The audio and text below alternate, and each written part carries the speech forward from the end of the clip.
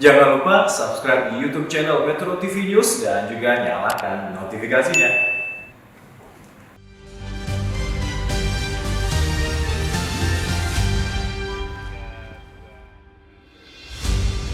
Selamat pagi pemirsa. Pertemuan antara Presiden Joko Widodo dan Gubernur DKI Jakarta Anies Baswedan di sirkuit Formula E pada Senin 25 April lalu menimbulkan berbagai tafsir politik. Saat berkunjung, Presiden Jokowi berkeliling meninjau proyek pembangunan sirkuit dengan menggunakan mobil golf yang dikendarai Anies Baswedan. Foto-foto kedekatan keduanya saat perjumpaan itu ramai dibahas di media sosial. Muncul berbagai tafsir karena keduanya selama ini dikesankan ada pada titik poros politik yang berbeda. Padahal sudah semestinya Jokowi sebagai presiden dan Anies selaku kepala daerah memperlihatkan hubungan yang harmonis di ruang publik. Pemirsa, inilah editorial Media Indonesia edisi hari ini Kamis 28 April 2022 dengan tema Perjumpaan Jokowi dan Anies bersama saya Leonard Samosir. Dan editorial Media Indonesia ini juga dapat Anda simak melalui MG Radio Network di frekuensi 94,7 FM di kawasan Jakarta dan sekitarnya. Para pendengar dan Anda semua bisa ikut menyatakan pendapat Anda dengan menelepon nomor telepon 021 583 9900. Dan pemirsa, pagi ini telah hadir di studio Metro TV bersama saya anggota Dewan Redaksi Media Group, Don Bosco Slamun. Bang Don, selamat pagi. Selamat pagi, Leo. Sehat-sehat, Bang? Sehat. Sehat terus ya. Harus sehat terus. Masih pakai masker kita kan? Masih. Tapi sebentar lagi mudah-mudahan dilepas sudah. Oke, semoga kita segera masuk endemi dan pandemi ini segera berakhir.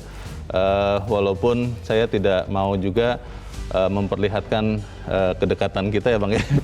Seperti yang akan kita bahas antara Joko Widodo dan Anies Baswedan. Tapi kita akan lihat dulu pemirsa dan Bang Don apa yang akan kita lihat beberapa berita yang menjadi perhatian media Indonesia.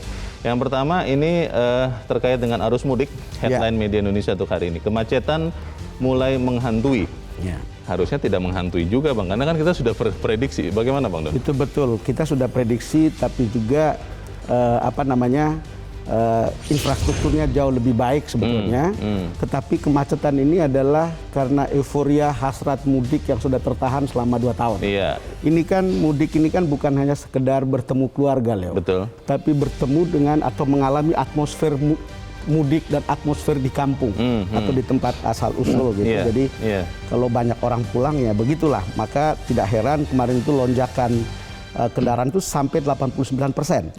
Baru H-6 dan H-4 akan diperkirakan menjadi puncak arus mudik. Jadi bisa kita lihat. Tapi kan pemerintah sudah mengatakan akan ada beberapa rekayasa ya akan ada beberapa rekayasa, apakah kontraflow, one way, kemudian buka tutup, ganjil genap. Sebetulnya banyak inilah yang sudah dilakukan. Dan itu mungkin itu hanya akan terjadi pada puncak hari H atau 3 atau 4 hari. Lalu setelah itu mungkin kembali normal setelah orang di kampung. Lalu kemudian arus balik. Arus balik. Ya, yang penting juga kita mintakan kepada para pemudik untuk patuh ya, Bang Don. Itu betul. Karena sering terjadi itu karena kekurang patuhan dari para pemudik akhirnya malah jadi bikin masalah di jalanan. Kita harapkan arus mudik dan nanti arus balik bisa berjalan dengan seminimal. Ini sebuah pesta kecelakaan. yang kolosal, mudik yang kolosal yang harus membuat orang semua nyaman dan menikmatinya. Iya, harus bergembira dan termasuk dalam perjalanan, jangan marah-marah di jalan begitu ya. Oke, kita tinggalkan berita itu, kita beralih ke berita selanjutnya di halaman 3 di kolom hukum. Ini kesekian kalinya Bang Don, kepala daerah oknum ya. Iya.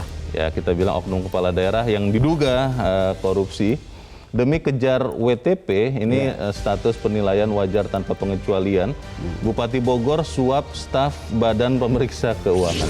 Ini bagaimana Bang? Dan yang kena OTT itu sampai 12 orang, Leo. Ini banyak dan memang yang tragis itu adalah BPK. Iya, auditornya dan sebetulnya bukan cerita baru ya. Iya. Orang selalu ada tanda kutip jual beli WTP ini. Iya. Ini hanya kebetulan aja Bupati Bogornya mungkin yang ketahuan. Iya. Mungkin ada sejumlah hal lain yang menurut saya KPK harus lihat lebih dalam karena cerita-cerita ini sudah beredar luas. Iya. Jadi itu WTP itu seolah menjadi kesempatan untuk blackmail atau apapun lah namanya. Kemudian pada akhirnya kepala daerah harus menyuap. Gitu. Dan juga kepala daerah juga salah. Ya kalau memang berjalannya pemerintahan tidak harus WTP, memang kenapa? Gitu. Itu dia. Jadi kalau memang bersih, kenapa harus risih ya Bang? Itu benar. Dan kalau bersih ya sudah, tidak usah menyuap-nyuap supaya dinilai bersih. Ya kita harapkan semoga tidak boleh menyuap-nyuap supaya dinilai apa? Bersih. Itu. Iya, kita harapkan ini kejadian terakhir ya, walaupun saya juga agak ragu sih Bang, apakah ini kejadian terakhir ada kong-kali-kong antara para pemegang kekuasaan. Kita nantikan kelanjutan kasusnya seperti apa. Kita beralih ke berita selanjutnya. Kali ini dari kolom ekonomi. Ini ramai juga Bang Don dibicarakan. Karena ada beberapa tafsir soal larangan ekspor CPO, crude palm oil. Ekspor CPO resmi di-stop. Berita ini mengatakan begini. Ini kenapa akhirnya ditulis lagi seperti ini, Bang Don? Iya, berarti kan sebelumnya ada penafsiran bahwa ada unsur atau elemen lain dari CPO itu yang masih bisa diekspor. Oh, tidak semua produk turunan CPO-nya. CPO. Lalu sekarang ditegaskan semua turunan produk CPO-nya. CPO. Jadi ini jelas. Saya baca di beberapa grup mempolemikan ini gitu. Cuman di situ juga timbul polemik baru. Apa iya kita harus menyetop semuanya? Kalau dari statement Presiden, selama krisis minyak goreng belum teratasi 4 bulan ini, ya mungkin akan jalan terus. Artinya ada peluang setelah itu teratasi, mungkin izin ekspor ini dibuka sudah bisa dibuka lagi gitu.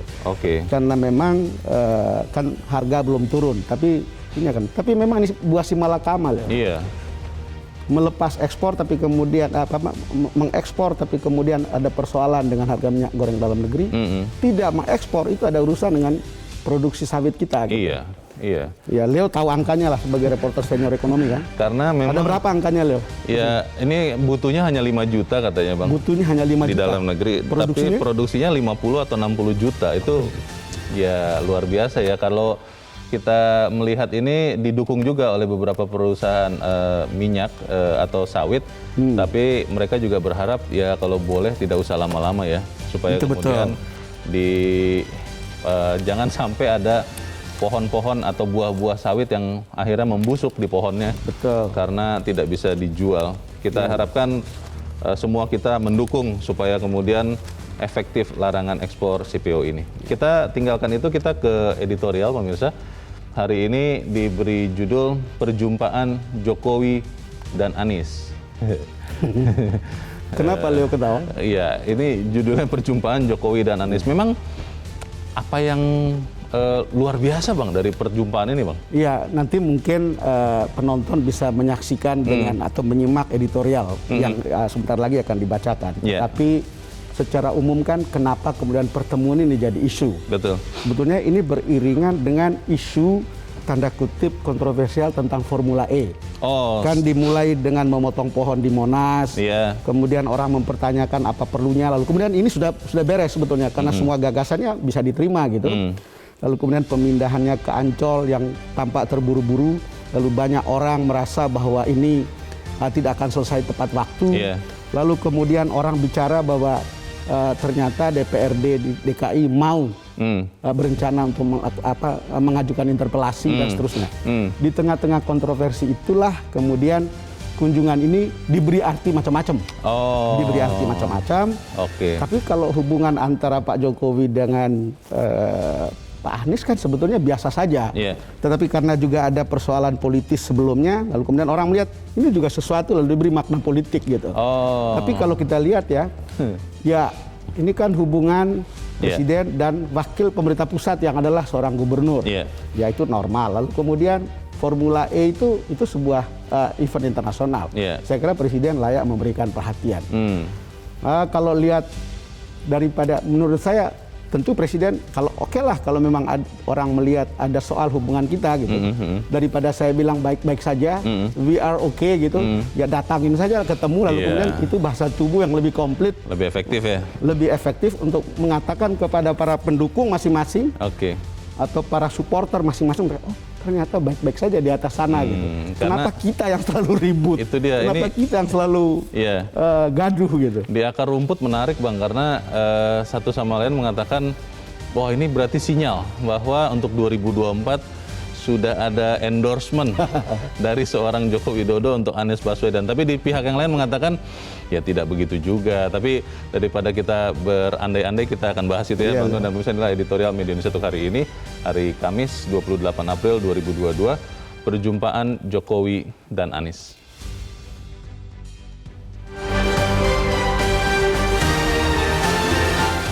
Perjumpaan Jokowi dan Anies.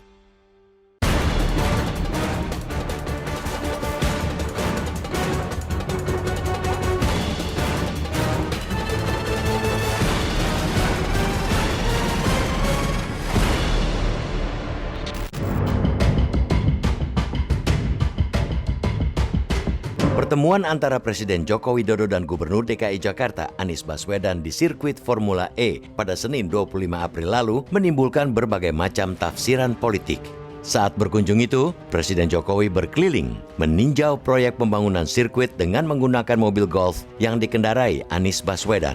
Foto-foto kedekatan keduanya saat perjumpaan itu ramai dibahas di media sosial. Muncul berbagai tafsiran karena keduanya selama ini dikesankan berada pada titik poros politik berbeda.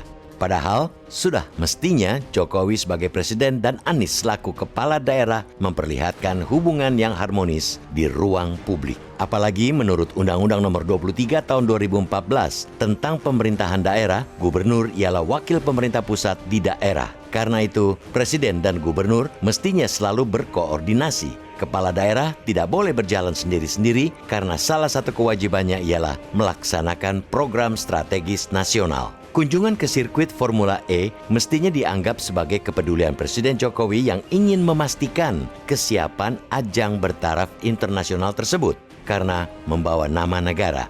Beberapa bulan sebelumnya, Jokowi juga melakukan hal yang sama jelang ajang balap World Superbike dan MotoGP di sirkuit Mandalika Lombok, Nusa Tenggara Barat.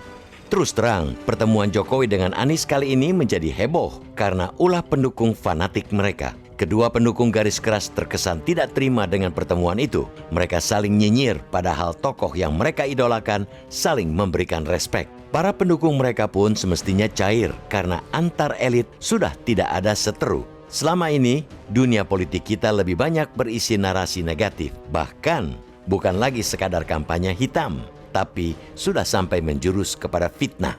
Ironisnya, narasi negatif itu ditiupkan oleh sebagian elit politik juga.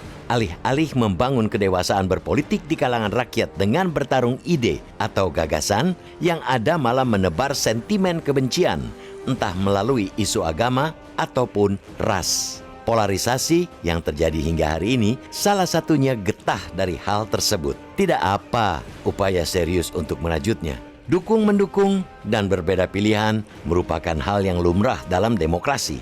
Hal yang tidak wajar adalah fanatisme membabi buta sehingga menutupi nalar berkepanjangan. Pertemuan Jokowi dan Anies mungkin hanyalah pertemuan biasa dan wajar antara kepala negara dengan kepala daerah.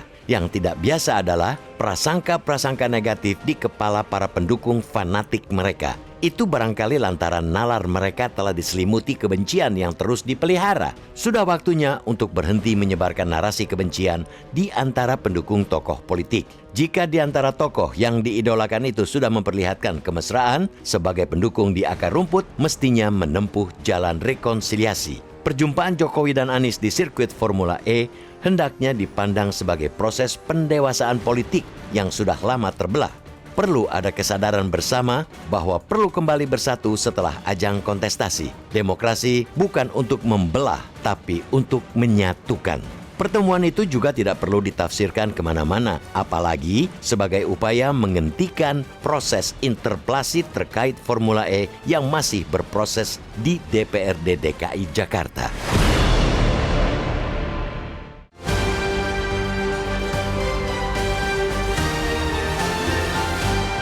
Di bagian berikut Anda bisa ikut menyatakan pendapat Anda terkait dengan editorial hari ini, pemirsa. Untuk saat ini tetaplah bersama kami.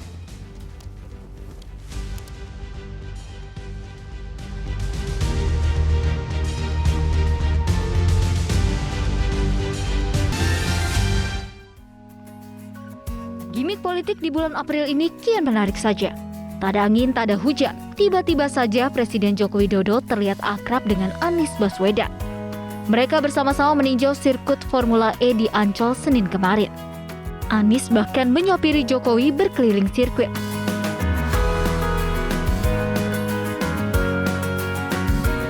Puas keliling sirkuit, Anies dan Jokowi pun menghampiri para awak media yang sudah menunggu. Masih ada waktu, nanti habis Lebaran Dan ya kita harapkan nanti di awal Juni kita bisa melihat balapannya. Sebelum Anies, pada pekan lalu Presiden Joko Widodo juga menggandeng Menteri Pertahanan Prabowo Subianto. Saat itu Prabowo mendampingi Presiden Joko Widodo untuk meresmikan Bandara Sumeneb di Madura. Terekam pula momen menarik keduanya saat kompak memakai belangkon khas Madura.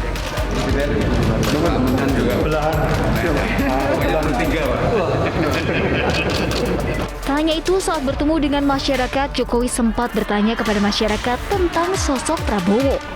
Kenal siapa beliau?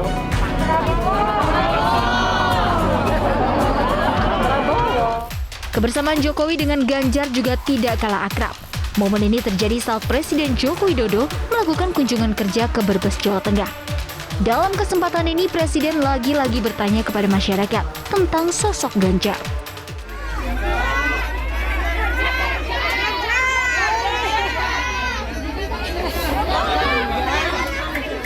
Dari pertemuan tiga tokoh dalam waktu yang berbeda-beda itu, Presiden Joko Widodo dinilai ingin memberikan pesan kepada masyarakat bahwa ia melindungi bakal calon presiden tanpa terkecuali.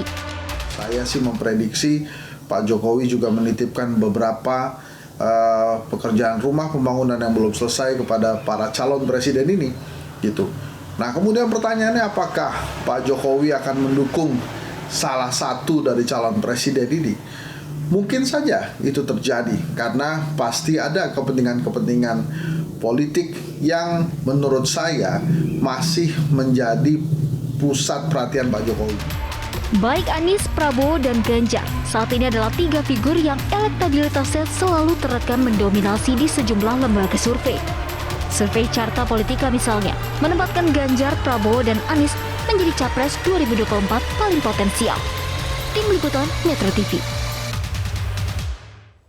Kalau melihat tayangan barusan pemirsa dan Bang Don, saya hanya berpikir apa istimewanya sih kedekatan antara kepala negara dengan kepala pemerintahan di provinsi, karena gubernur itu kan perpanjangan tangan dari pemerintah pusat. Betul. Jadi ya biasa-biasa saja, Bang. Bagaimana, Bang Don? Makanya itu dilihat sebagai hal yang normal dan lumrah. Tapi tadi kan saya bilang karena ada tanda kutip beberapa kontroversi dari Formula E, ini menjadi sesuatu. Karena ada Pilpres 2024, maka kemudian orang memberi tafsir politis. Tadi sudah dinyatakan misalnya ada beberapa orang. Sepanjang yang kita dengar cerita, terutama yang beredar di sekitar orang-orang politik, Leo. Kan Presiden itu atau Pak Jokowi itu memberikan favor kepada beberapa orang. Termasuk ada Ganjar, ada Pak Anies, ada Pak Prabowo. Lalu untuk Wapres misalnya, Capres misalnya ada Pak Sandiaga Uno, ada Pak Erik. Cawapres ya? Cawapres. Kira-kira begitu cerita yang beredar. Ada yang off the record persisnya, tapi kan kita nggak bisa ngomong. Gitu. Namanya off the record. Yang intinya adalah bahwa ya tadi betul Henry Satrio, konsen Presiden adalah kalau beliau selesai 2024, bagaimana dengan program-program selanjutnya. Maka ada semacam kewajiban moral untuk menyiapkan. Tetapi kan tergantung pada hasil survei. Kebetulan kita sudah tahu siapa tiga besarnya. Tetapi juga itu kan hanya endorsement moral sebetulnya. Endorsement moral kenapa? Karena legalnya itu ada di partai politik. Mereka yang merekrut, mereka yang mengusung, mereka yang pegang tiket. Ya apakah ada persamaan antara yang di-endorse Pak Jokowi dengan partai politik, kita lihat menjelang saat-saat penentuannya. Ataukah bisa berbeda? Bisa semua hal bisa terjadi. Tetapi kalau kita lihat seperti ini kan, tafsir politik seperti itu bisa beredar di mana-mana. Ya kita lihat, dan saya rasa yang paling penting, mungkin yang paling penting dari kunjungan ini adalah Presiden itu memperlihatkan kepada publik, ini kami baik-baik saja, dibawa lebaran dulu, jangan perlu ribut-ribut, jangan terlalu tegang, jangan ngegaspol, ya semua hal pada akhirnya akan ditentukan oleh rakyat. Tapi yang paling penting juga begini, Leo, menurut saya ini memperlihatkan kita itu harus berpikir terbuka. Open heart, open mind untuk melihat calon-calon. Jikapun Presiden mengendorse beberapa orang, kita harus tetap melihat dengan kritis. Objektif. Kinerjanya seperti apa, integritasnya seperti apa, dan semua calon ini kan buku terbuka untuk dibaca. Tidak ada lagi yang bisa disembunyikan. Pada akhirnya Leo yang menentukan, saya menentukan, atau penonton yang menentukan gitu kira-kira. Kalau melihat dari isi editorial, Bang, ini kan sebetulnya dan juga peristiwanya adalah Presiden memeriksa atau meninjau kesiapan sirkuit Formula E. Betul. Yang rencananya akan diadakan di bulan Juni ya. Tidak lama lagi setelah Lebaran. Tanggal 4 Juni persisnya. 4 Juni. Kalau kita melihat ini kan berarti sebenarnya ini adalah sesuatu yang juga biasa juga karena pekerjaan kepala pemerintahan memastikan tangan kanannya atau gubernur-gubernur melakukan pekerjaannya. Jadi kalau begitu apakah kemudian bisa diartikan juga sirkuit Formula E atau balapan ini berarti bebas dari masalah juga, Bang? Ya saya rasa ada dua hal yang perlu dipisahkan, Leo. Misalnya begini ya, ada soal interpelasi. Kedatangan Pak Jokowi apakah membuat interpelasi tidak ada? Ini kan suara DPRD. Itu belum tentu inline misalnya. Tidak bisa mengintervensi juga? Tidak bisa mengintervensi itu. Apalagi soal hukum. Kalau soal hukum kan tidak bisa, sama sekali tidak bisa diintervensi. Tapi kan orang boleh bicara apa saja gitu. Betul. Orang boleh menafsirkan apa saja. Tapi support kepada sebuah event internasional ini adalah semacam kewajiban. Karena ini internasional. Karena yang dibawa nama Indonesia ya? Nama Indonesia. Bukan nama Jakarta. Iya, jangan-jangan nanti kalau itu tidak jalan, nanti kemudian bukan hanya Pak Anies yang disalahkan, tapi Presiden juga bisa disalahkan. Kira-kira begitu ya. Pemimpin negaranya ya. Dan saya rasa ini kolaborasi yang dianggap normal atau performance atau pertemuan yang memberi isyarat tentang saling support. Dan saling support ini adalah karena secara struktural kan gubernur itu wakil kepala pemerintah pusat di daerah. Di daerahnya. Dan saya rasa hubungan antara Pak Anies dan Pak Jokowi itu biasa saja sebetulnya. Orang politik itu kan bukan bicara soal teman selamanya atau musuh selamanya. Tapi kalau kita bicara politik, orang bicara tentang kepentingan. Kalau kita punya kepentingan yang sama, ayo kita duduk. Kalau kita berbeda, ya kita jalan berbeda saja. Jadi kalau mereka jalan berbeda, yang tadi soal itu kan gelombang-gelombang di luarnya itu bisa lebih dahsyat daripada di episentrumnya. Betul, Bang. Itu masalahnya, Bang. Itu yang mau saya tanyakan. Kalau kita bicara seperti yang Bang Don katakan itu kan sampai pada tataran masyarakat berpendidikan yang mengerti politik dan melihat politik itu it's just a game, permainan tanpa membawa perasaannya, emosinya begitu rupa. Tapi kalau ingat masa lalu, Bang, kan itu tidak begitu sampai ke akar rumput itu. Bagaimana, Bang? Betul. This is the real show untuk memperlihatkan bahwa di tingkat elit politik itu seperti itu. Sama seperti ketika orang ramai sekali bagaimana masyarakat hampir terbelah ketika Pilpres 2019. Dan bagaimana tiba-tiba Pak Jokowi mengambil Pak Prabowo masuk dalam kabinet. Orang banyak yang bingung itu. Itu ada, dari berbagai kubu, dari dua kubu, itu agak terperanjat. Kok begini? Iya, tetapi kan orang harus belajar. Ini loh politik. Kalau dan itu bukan hanya sekedar politik, lebih dari itu. Ini adalah sebuah etik dari pemerintahan yang baik untuk kemudian sebuah tujuan adalah menyatukan semua orang. Supaya bahwa itu kemudian tidak sepenuhnya bisa berhasil, nggak ada masalah. Tetapi diperlihatkan ini juga yang berkaitan dengan misalnya mudah-mudahan ada efek dari kunjungan Pak Jokowi atau pertemuan antara Pak Jokowi dan Mas Anies ini. Gitu. Apakah pembelajaran itu diperoleh dengan baik di masyarakat, Bang? Kita akan bahas di bagian berikut. Dan pemirsa tetap bersama kami, Editorial Media Indonesia segera kembali.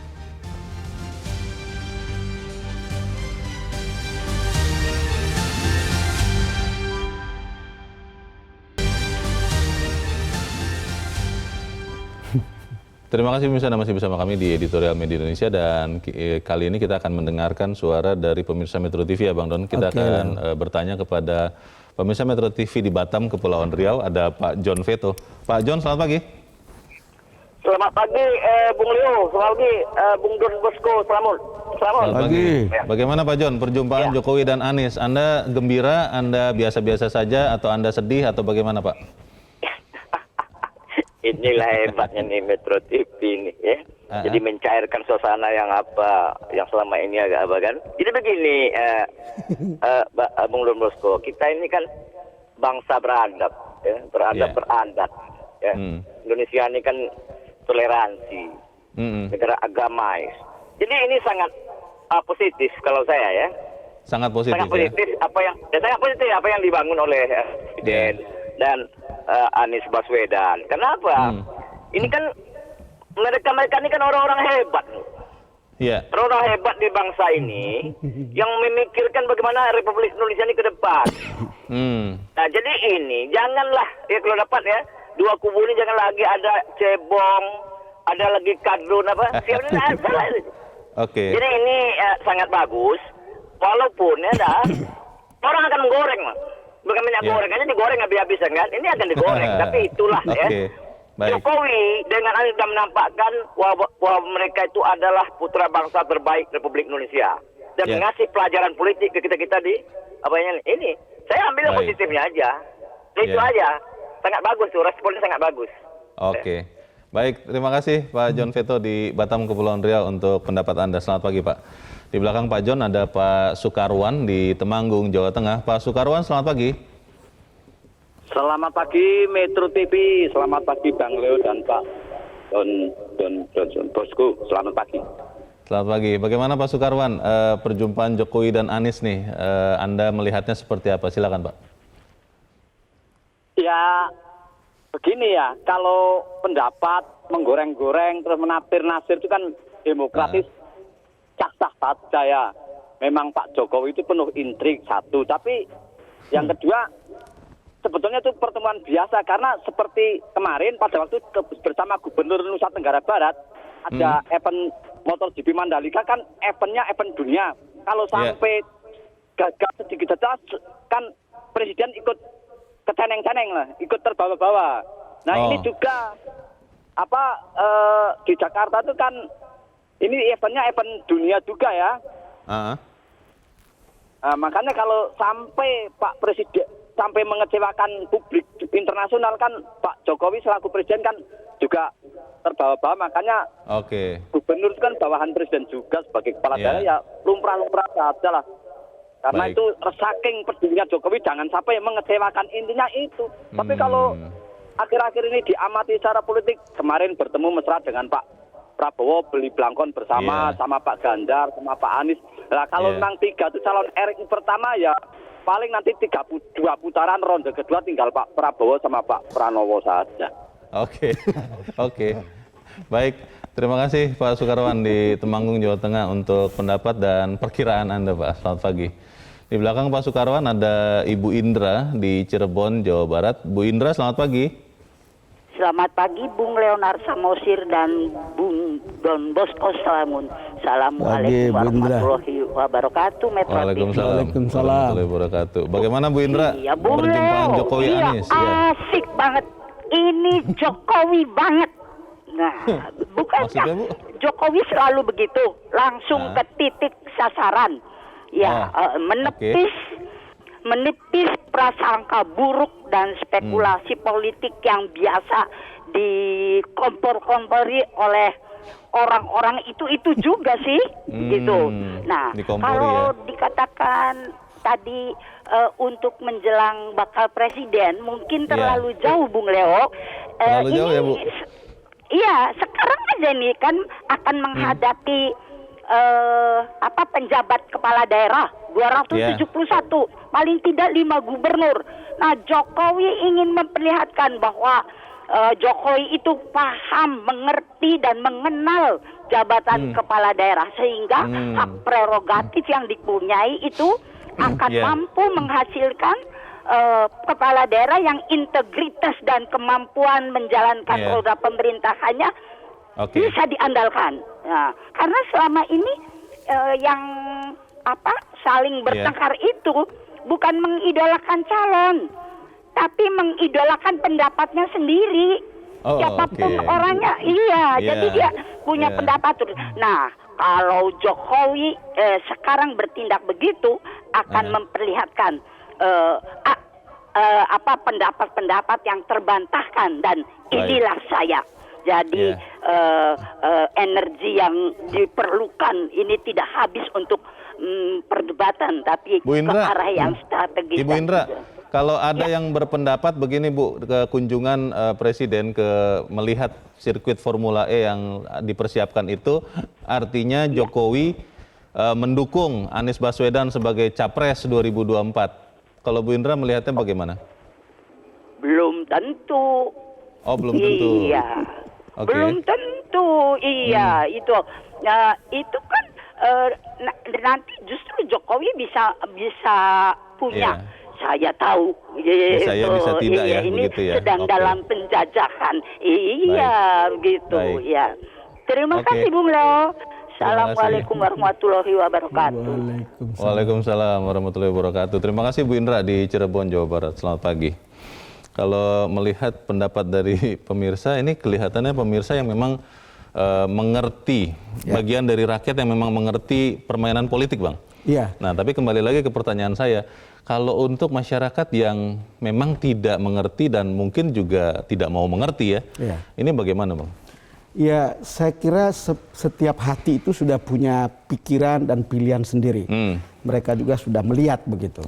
Bisa dipengaruhi. Ini pertemuan ini bisa mempengaruhi cara mereka berpikir. Tapi kalau kita raba yang ada di sosmed misalnya, itu perasaan itu ada yang rileks, ada yang kemudian merasa ada relaksasi, tapi kemudian ada yang mix. Ada yang mix responnya, jadi itu sangat beragam. Tetapi apapun ceritanya kan, ini harus dilihat sebagai pertemuan yang oke lah. Dan itu harus dianggap juga sebagai pertemuan yang normal. Bahwa menimbulkan berbagai spekulasi, ya itu juga sangat normal. Itu hak masyarakat juga. Termasuk misalnya, ini akan mengendorse menjadi calon presiden atau calon wakil presiden. Tapi kan ujungnya itu kan tiketnya itu kan ada di partai politik.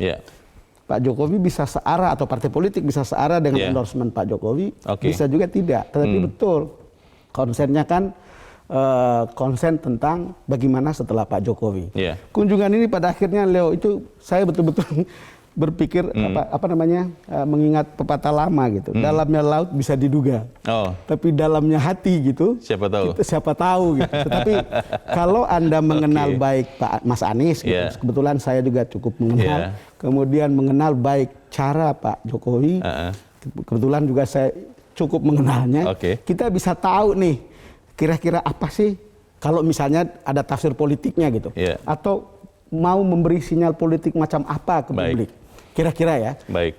Manfaat apa ya dari pertemuan ini yang kita bisa ambil untuk bangsa kita akan kita bahas di bagian berikut. Bang Don dan pemirsa tetap bersama kami, Editorial Media Indonesia. Segera kembali.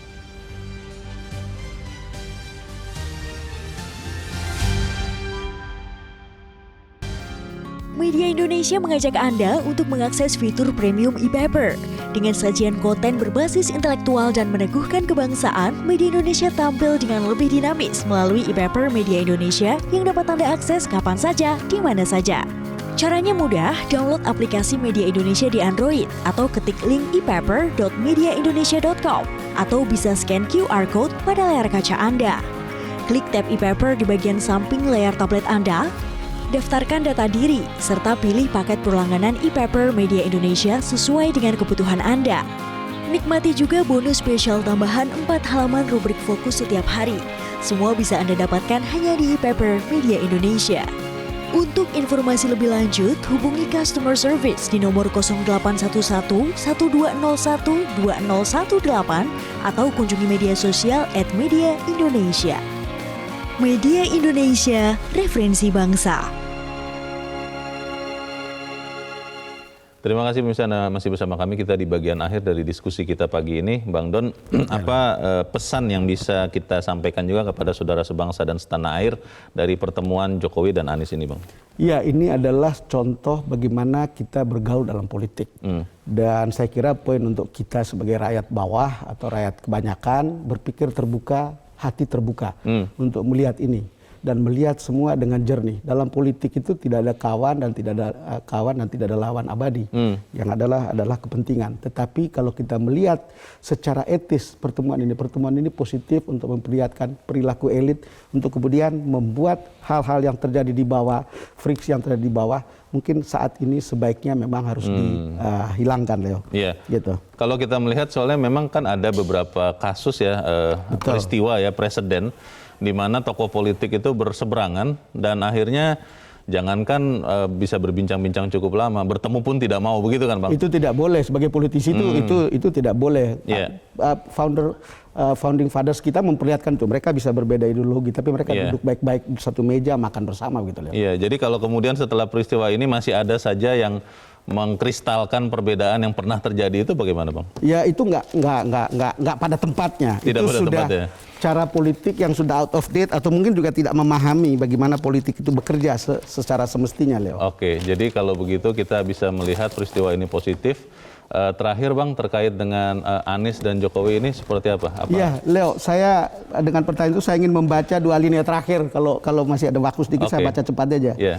Perjumpaan Jokowi dengan Anies di sirkuit Formula E hendaknya dipandang sebagai proses pendewasaan politik yang sudah lama terbelah. Harus ada kesadaran bersama bahwa perlu kembali bersatu setelah ajang konstatasi. Ini pentingnya poinnya. Demokrasi bukan untuk membelah, tapi untuk menyatukan. Nah, yang terkait langsung dengan pertemuan itu juga tidak perlu ditafsirkan kemana-mana. Apalagi sebagai upaya menghentikan proses interpelasi terkait Formula E yang masih diproses di DPRD DKI Jakarta. Ini editorial pagi ini. Ya, itu pesan bagi kita semua. Semoga kemudian pertemuan Jokowi dan Anies ini membawa sesuatu yang lebih baik lagi untuk kita semua. Bang Don Bosco Salamun, terima kasih sudah hadir di tempat ini, Bang. Sama-sama, Leo. Selamat pagi. Selamat pagi, Leo. Pemirsa, demikianlah editorial Media Indonesia untuk pagi ini. Kita tetap mengharapkan bahwa tokoh-tokoh bangsa memberikan contoh yang baik bagi kita semua. Kami tetap mengingatkan Anda untuk menggunakan masker Anda karena pandemi masih ada. Tetap jaga diri Anda. Saya Leonard Samosir, berterima kasih Anda sudah menyaksikan editorial Media Indonesia. Selamat pagi, sampai jumpa.